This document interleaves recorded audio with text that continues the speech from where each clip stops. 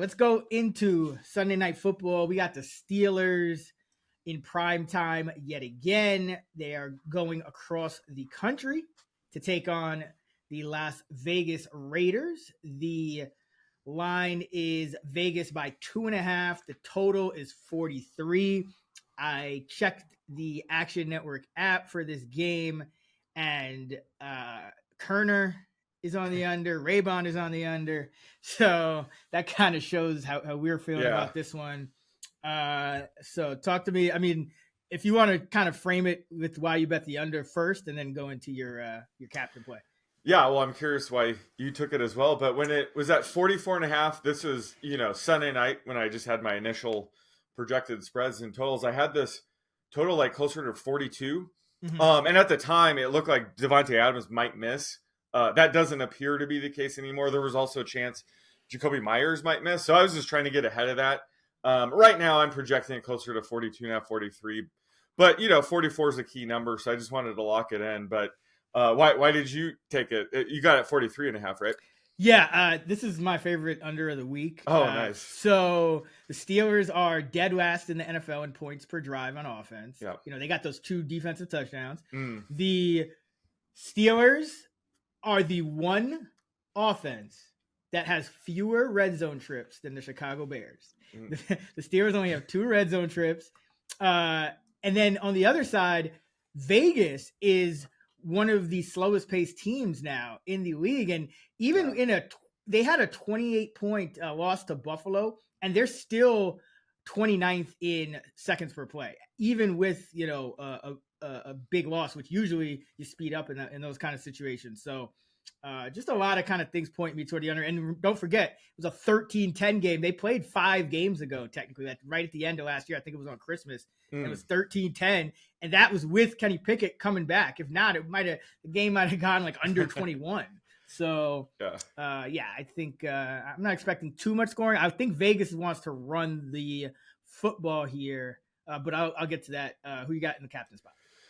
So I'm sticking with George Pickens here. I was like, he was my captain pick last game, and I was like, we have to temper expectations a little bit because the Browns defense has been solid, but he still went off for 4 catches, 127 yards and a tutty. So he has a much better matchup here against the Raiders. So again, I'm sticking with him. He'll probably be pretty chalky, but I don't care. As long as Deontay Johnson is out, he's going to be the alpha in this offense. I don't know what happened with Pat Freiermuth, but he's just not involved right now. So it's all Pickens. Love the matchup. So I'm sticking with Pickens in my captain slot.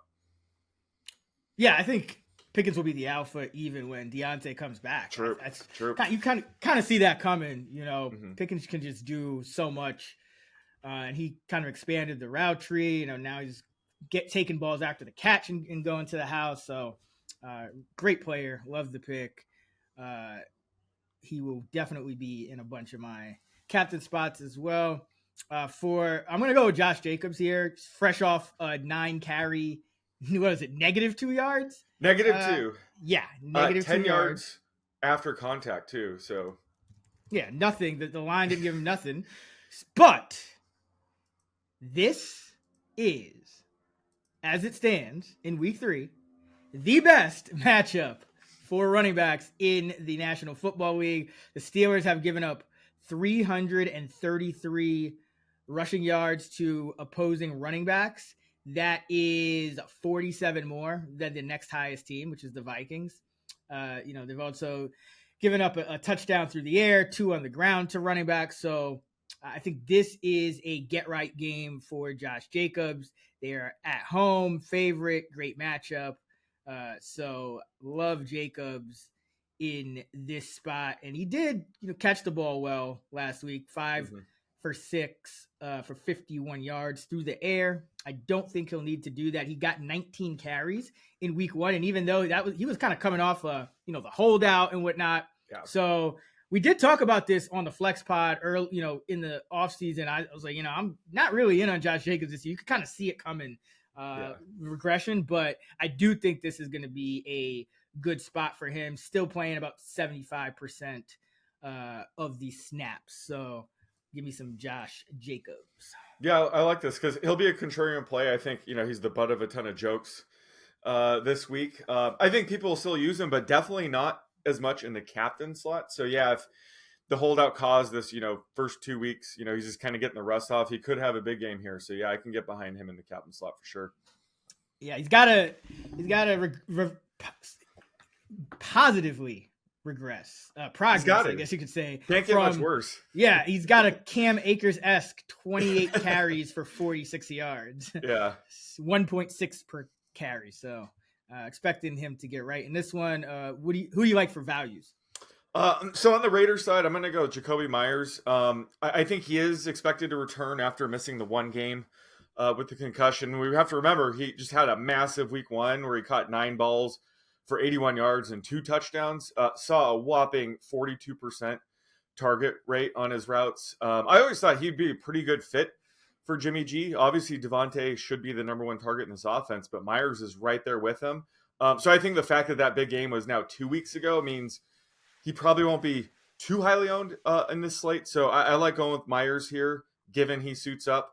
And then have to stick with my boy Jalen Warren on the Steelers, just because, he's slightly behind Najee in terms of overall workload right now, but it is definitely close to a near even, 50-50 split. And he flashed as a pass catcher last week. He's clearly, I think, the more dynamic back. And he could leapfrog Harris any given week now. So these 1-game slates or anything involving Jalen Warren, I'm continuing to invest in. So I like him as a value play here. Yeah, definitely. He's looking good out there. The Steelers, I mean, they can't keep having Kenny Pickett drop back. 40 times a game? They have to kind of get a handle on this offense and hand the ball off. That's what they do. I don't know. They've just gotten so far away from it, and they were able to get that win and against the Cleveland Browns, but that was very lucky. Their defense came up big, so I think they need to settle down a bit. But I'm gonna stick with the contrarian plays, the buy lows. Love doing that in DFS, especially in tournaments here on these showdown slates. And I'm gonna go with Pat Freiermuth because yes, he was pretty much invisible. And I, when I was submitting my rankings last week, I was like, they were like, "Oh, you have Pat Freiermuth 31st and he's ranked 11th." And I was like, "Oh, oops." But it was, it was kind of. Was that a mistake or? No. Did you roll with that?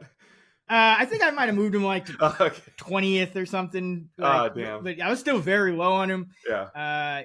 Just didn't love the matchup last week. The Browns, great secondary. Everyone can cover for the Browns. There's a good defense now. But this Raider defense, I do think there will be some spots for Freiermuth to finally catch more than one pass for more than 3 yards, because he's got 1 catch for 3 yards and a touchdown in week 1, and then 1 catch for 2 yards in week 2. So I think he finally gets off the schneid, but this is how you got to kind of play this. I mean, when these guys when the game logs look ugly, that's when you want to invest. And the good thing about Freiermuth is there's no worry about the underlying usage. He got banged up and knocked out of the first game, but he did run a route on 88% of Kenny Pickett's dropbacks last week. So it was just a bad game for him, tough matchup. But this Raider defense has given up 9.5 targets and 8 catches per game to the tight end position.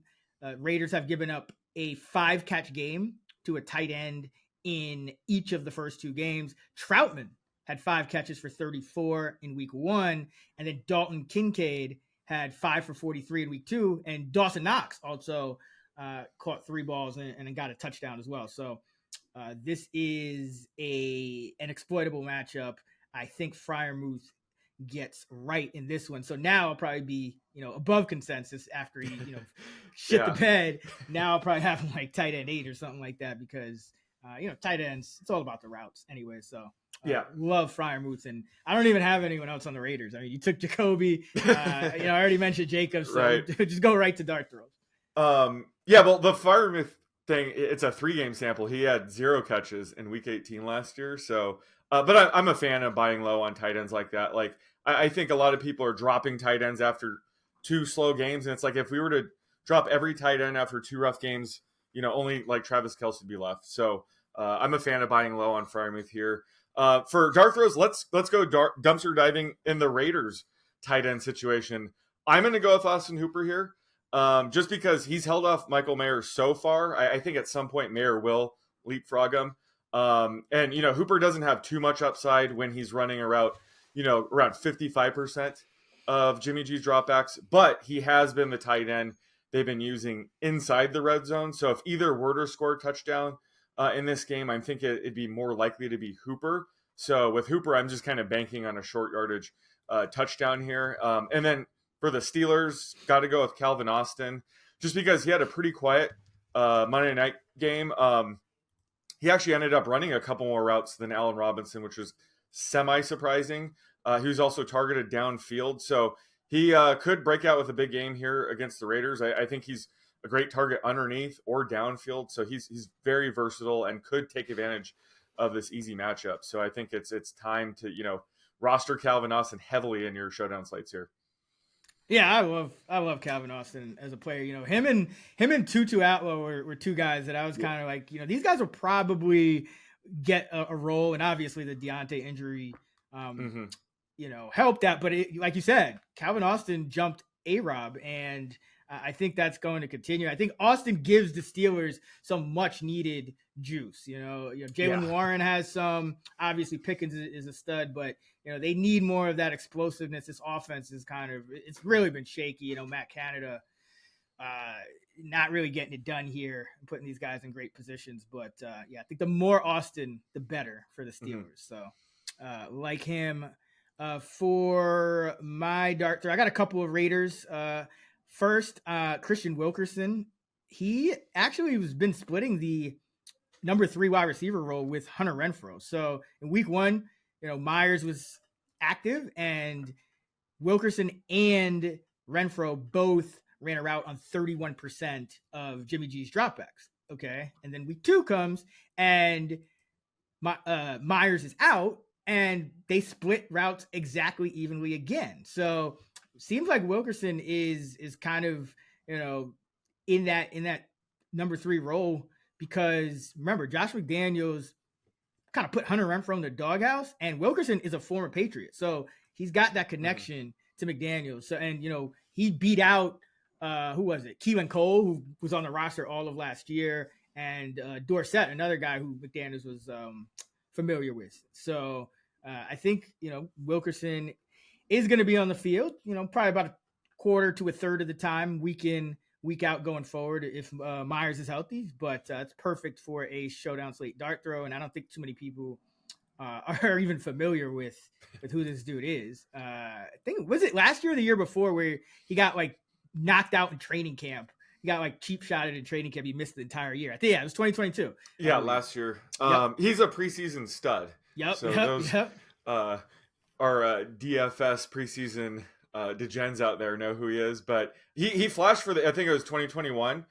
He played one game in the regular season for the Pats, or 2 games, and he balled out. I think he scored a couple touchdowns. So he's definitely talented. And if he gets a shot here, I would say if Myers or Adams potentially are ruled out, Wilkerson's going to get a ton of run here, and he's good enough to put up some numbers for sure. Yeah. 8 targets, 4 catches, and 2 touchdowns in the one game where he saw featured work with the Patriots. So he's got 4 career catches and 2 of conference touchdowns. Yeah. So yeah, I mean, even if those guys are healthy, I think I always like it better when the guys don't get ruled out, because then now you're talking about the rostership percentage going way down for a guy like Wilkerson. If one of those guys is ruled out, then it's who is the guy going to fill in, and then everyone's on him. So. That's how I agree. That's how you win these showdown slates. Is Devontae and Myers are both healthy, and Wilkerson still comes through with a touchdown catch or something, and you're part of the 1% that even rostered him. So yeah, that's how you unlock these slates for sure. Yeah, and also I do like Mayer as well. Hooper is running more routes, about 50 in the 55 to 35. But now we're in week 3. This is always a time when, especially in DFS, I like to invest in rookies who haven't really done anything yet, because it's only a matter of time, before these guys start ramping up. So Mayer has 1 catch through 2 games so far, but he is playing on 46% of the offensive snaps. And again, I think this is a game where the Raiders are going to want to keep it on the ground, go with some heavier personnel. So I do think we'll see some tight ends in the game here as well, especially when you get in the red zone. So Hooper, Mayer, one of these guys, hopefully can catch a touchdown. But yeah, I think that's the way you kind of want to invest in the Raiders here is, everyone knows Adams, everyone knows Myers. So literally just invest in all the other pass catchers who are getting a decent amount of snaps, even when those two are healthy. So that's key. Whereas like the Steelers, it's tough because like the Rams we'll talk about too. It's like they don't really play a lot of their backups. So the Raiders, I think, is the team that you're going to kind of want to invest in. The Steelers, I mean, who they got? Like Quadri Allison, Olszewski's hurt. It's ugly for the the backups for the Steelers. And maybe some Connor Hayward if Washington. I burned that flyer last week. Darnell Washington did miss practice, if he's out, then we'll use Connor Hayward again as a dart throw. But like I said, I burned my Connor Hayward dart throw last week. Hey, he's bound to do something one of these days. Yeah, he doesn't need many snaps. It's like whenever he's in the game, it's a design play to him, so that he has that going for him.